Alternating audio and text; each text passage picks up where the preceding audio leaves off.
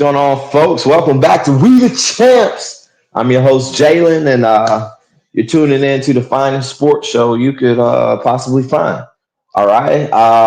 So we've done a little break over the summer, but now football's in full blown hard swing. So hey, it's no breaks from here. Week in, week out, we're going to be delivering this football heat to you. All right. So on this edition, we're going to be talking about college football. And can I just say that I'm just thankful football is back in full swing. I mean, it's no some more summer speculation, talking about this player, this guy, doing lists, making predictions for each division, which we're still doing, but we can really talk about physical football that's going on right now. Like, you don't understand how stoked I am for it. All right, guys, let's get into the action that we saw this weekend. I'm just glad football is back. All right. So first off, let's dive into the biggest topic of the week. Yeah, the noon game, the Longhorns going up to Ohio State and faced off against the Buckeyes. This is one of the biggest matchups on the card for the entire season, happening at noon on week one of college football. The hype was just so big, so big, so big going into this game. And can I say just one thing? I feel like people are going to harp on the Manning kid no matter what happens, even if, especially if the play isn't great. But man, I told you guys, let's just pump the brakes on that just a little bit. Like, damn, I've never seen so much hype about one person, at least at least a college football player who hasn't even played a substantial amount of meaningful snaps in the college football game. I mean, I guess Quinn Ewers was out a few games. He played the cupcake games. He got a few snaps in against Georgia and whatnot, and other teams that got him situational play. But man, this guy's never played half a season or a full game against a big time opponent. So man, let's just slow down on that. Damn, bro. I remember in the broadcast of the game, they're like, he's ready for the moment. He's ready. He's a Manning. The arm, the talent, the speed, everything is there. Like, bro, let's just chill out on this. All right. Damn. But yeah, so this is a clash of two college football heavyweights. I really don't have a whole lot of takeaways from this game. I mean, if you look at pretty much these defenses played lights out in this game. I mean, looking at a final score of 14-7 between Ohio State and Texas, that looks like an old school SEC game from about 15 years ago when nobody can get past the half field mark. But yeah, dude, this is just a tough matchup in general. I mean, you got the quarterback coming out here, and then not to mention Matt Patricia, a former NFL head coach, defensive, and oddly with the Patriots, offensive coordinator, is calling the plays. Man, this Manning kid probably is seeing stuff he didn't even know what the hell he didn't even know what the hell he's seeing, you know? And it's not just that, it's play after play. It's okay, they ran this coverage with this blitz. Now we're about to run this play right here to counter against that. And you're thinking about it. Maybe Matt Patricia was ahead of him on that. So he's rolling out to the right. He sees this. It's just throwing him off. So I mean, big time to that Ohio State defense. And I know Texas was number one, but like I feel in every season after the every first week of the season, the preseason AP poll comes out. I believe the championship team should be number one until somebody knocks them off. I know before I was a bit biased with that, with Georgia winning back-to-back national championships, and if they weren't ranked number one, I'm thinking like, what the crap is this? But as we clearly see, Ohio State hasn't missed a beat, at least on defense. They got it down, and yeah, they went into this game and they regained their title as the not title, but their spot as the number one team in the nation. Um, Yeah, but Arch, not too worried about it. Like I said, it's the first big time getting first game of the season is just a huge big time game. I mean, he didn't even get anybody like a. I mean, this wasn't even like a Vanderbilt or a freaking Georgia Southern. This is just the best team in the nation they threw at them. So just pump the brakes on it, ease them in a little bit. But I mean, the only thing I would say to be weary about were the throws that were whiffs. You know, running out of the pocket, underthrown, overthrown, throwing too far to the side. That's just those completions that are supposed to be made. That's the only thing I can think that's a bit tough. Okay. But 14-7, it's a good score. All right. LSU. LSU was one of the teams that was geared up to be a top dog this year after having a decent season last year. And we know in recent history, they've always been among the top of the pack. Yeah, they beat Clemson 17-10. Clemson, that's my team. I took preseason to win the ACC, as I still believe they should, unless Florida State got something to say about it. But yeah, so LSU, Clemson, this is a great matchup. Two very experienced, talented quarterbacks, arguably two of the best quarterbacks in the nation. With a lot of people speculating that Cade Klubnik is the best quarterback in the nation. Um, 17-10, man. That just screams defense. These teams are good from the head to toe. Defensive shootouts are always good. Just a bit surprised to see both of these big top 25 matchups being such low scoring affairs. And I got a little thing about that I wanted to mention. Okay.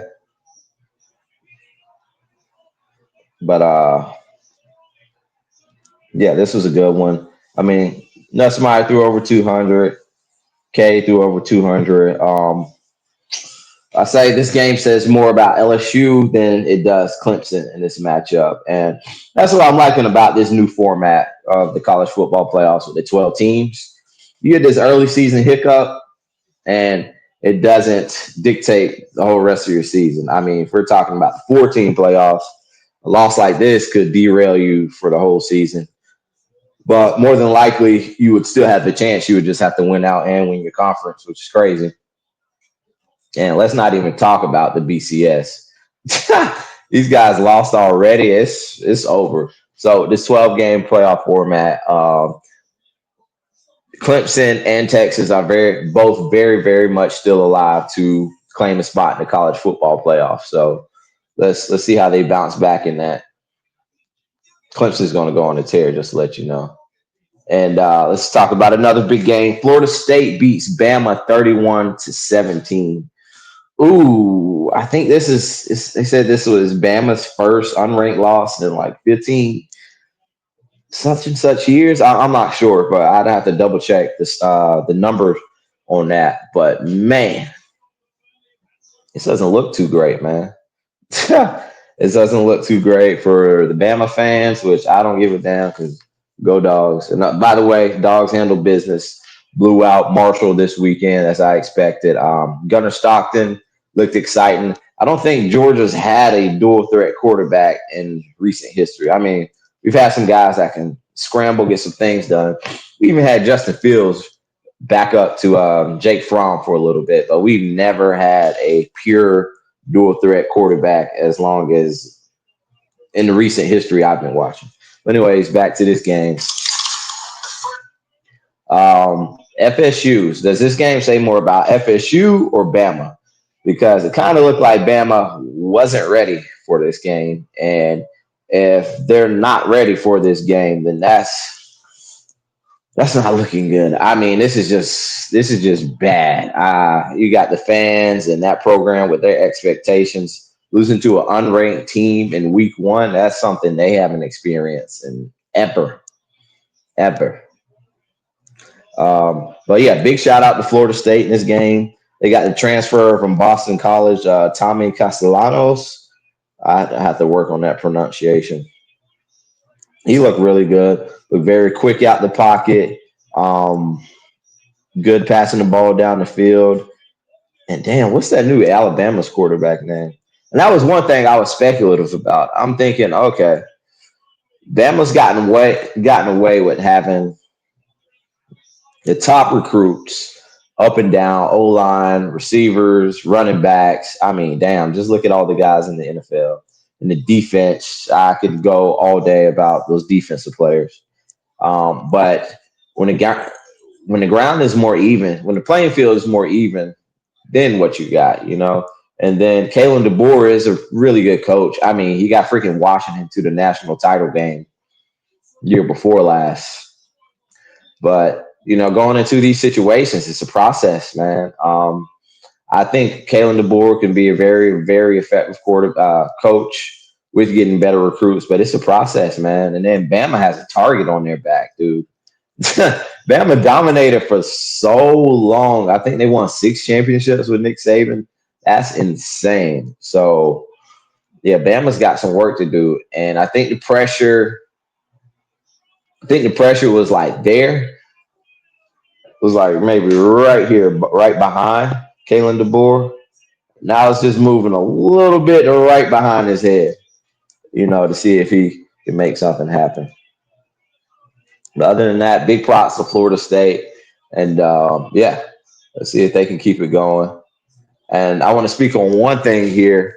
So recently, these Florida teams have been historically pretty good. I mean, you have Miami in the 80s, early 2000s being dominant, household names, Ray Lewis, Ed Reed, Greg Olson, and I mean, Michael Irvin, all kinds of great players coming from Miami and winning championships. You got Florida. I don't even have to talk about the University of Florida's repertoire. And then you have Florida State. Florida State is another dog ass team that has historically been a powerhouse in college football. And as of recent years, it hasn't been that way so much. I mean, Florida State has been pretty good. They had the undefeated season year before last, or like 2 or 3 years ago, where they kind of got screwed because they didn't have their quarterback, their starting quarterback, make it, and they got screwed in that college football playoff voting format. But are we seeing a resurgence? I mean, Florida State comes out here and they beat Alabama in week 1. And who else? We had Miami. Miami beat Notre Dame. Oh my goodness. Miami beat the returning national championship game runner up in week 1. And I told you, man, we were sleeping on Miami. I thought last year was Miami's year. This year could be Miami's year to really, really, really level up, big time. If folks are sleeping on Carson Beck down there, we at Georgia have seen how he plays, and just getting another year, getting that experience, fresh new start in Florida and Miami can really be effective. And then University of Florida, they're supposed to be good. They have a Heisman hopeful or Heisman potential quarterback in DJ Lagway. They play Long Island. They haven't had a real test yet down in Florida, but we'll see. It's coming. So could this be a year of a Florida team resurgence? If it is, then this not BCS, college football playoff thing is going to get really tough. I mean, if these teams that are supposed to be great season to season are great, then we could see some real, real competition and teams getting squeezed out of the top 12 for that final college football playoff spot. All right. All right. Also, we had TCU blow out UNC 48-14. There was a lot of hype behind Bill Belichick. Not as much as Arch Manning in Texas, but there was a lot of hype behind Bill Belichick in this UNC game. I mean, he had celebrities, pro athletes starring at his game, this first game in Chapel Hill, and they got wrecked. I mean, they gave up the offensive. They gave up the touchdowns on offense, defensive touchdowns to their competition, TCU. I just want to say one thing or a couple of things. This happened to TCU 2 years ago, where they get the pick of the hot new college football coach in week one. I mean, you're talking about Deion Sanders. Was that like 2 years ago? 1 or 2 or 3 years? 2 years ago. And they lost that game. That was actually a very, very exciting game that went down to the wire. Big plays everywhere. And now 2 years later, this happens. And one thing I want to say is, I know I keep saying that, guys, cohesion and consistency. Um, so we got this TCU team that's been playing on and on. They went to the national championship game a couple years ago, and they had this happen to them before. Big time coach, they lose in that game, and now we're swinging around. We have a quarterback that actually played really well in Brad Hoover for TCU last year, and you have a transfer quarterback at UNC, as well as 40. I think no UNC had 40 transfers on this team. It's tough, man. It's tough with all those transfers. You get a transfer and a new coach, and new all these transfers, new coach and new culture. It's tough. It's tough to make things happen. Like I said, that consistency, cohesion, learning how to play together is big time, big time. As we saw with Dion, his first stint with Colorado, I think they won 4 games, 3 or 4 games in this first season, and we didn't see the turnaround until last year when they really, really stepped it up. Um, so let's just pump the brakes on this Bill Belichick thing. Like I said, it's a process. You got to give it time. And first time head coaches, it's always rough. I mean, I even look at Kirby Smart's first year with the Dogs. I believe we won 8 games, an 8-4 Georgia team. that's that's not nearly close to Georgia expectations. Even when we're not winning national titles, that's not close to Georgia expectations. It's tough, man, and this is a very humbling pill to swallow for this North Carolina program. And yeah, but I'm still excited to see how the rest of their season looks and how this process is going to work out for UNC for the rest of the season. But but shout out to TCU, man, looking like a force to be reckoned with in the Big 12. All right. And I forgot to add a tab for this, but wanted to talk about some deep, deep sleepers in the college football league.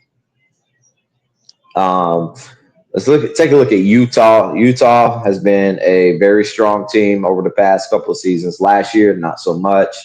I think they had Zach Wilson's younger brother at quarterback. If you got Zach Wilson's younger brother at quarterback, then you're in a little bit of trouble. um, Not taking anything away from the guy, but just name over game for sure. But yeah, Utah, they've been known to have this hard nosed defense and just be a bruiser in the Big 12 and the Pac 12 formerly.